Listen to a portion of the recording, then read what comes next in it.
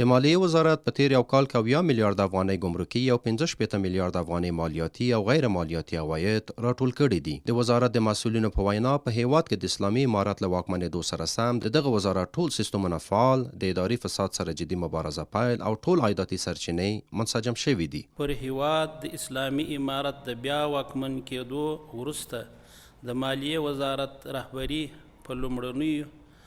اونیو کې د خپل ټول سیستمونه فعال کړل، د هیواد ټول عواید یې مرکزي کړله، له اداري فساد سره رښتینې مبارزه وکړه، اداري اصلاحاتو رامنځته کولو او په اقتصادي لحاظ پر ځان بسیا کېدلو ته لومړیتوب ورکړي چې ورسره د وزارت اړونده په ټولو برخو کې مثبت بدلونونه رامنځته سول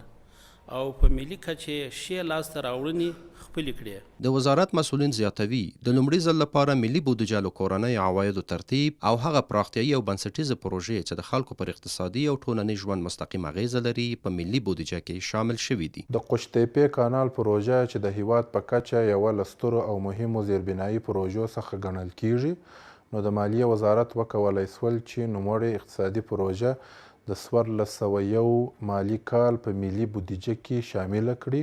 او د تطبیق لپاره یې 7 میلیارډ افغانۍ ځانګړي کړي. د وزارت په خبره په تیر یو کال کې د دولتي شرکتونو تشکیلات او پروګرامونه اصلاح شوي چې په پایله کې 8 دولتي شرکتونو خپل فعالیت بیرته پیل کړی او د دې وزارت لخوا د بلخ او پلخمري سیلوګانو، د افغان نساجي، قندهار نساجي او د بغلان د شکرو فابریکو او همدارنګه د لاسي صنایعو د شرکتونو د بیا فعالولو لپاره جدي هڅې پیل شوي دي. د دولتي شرکتونو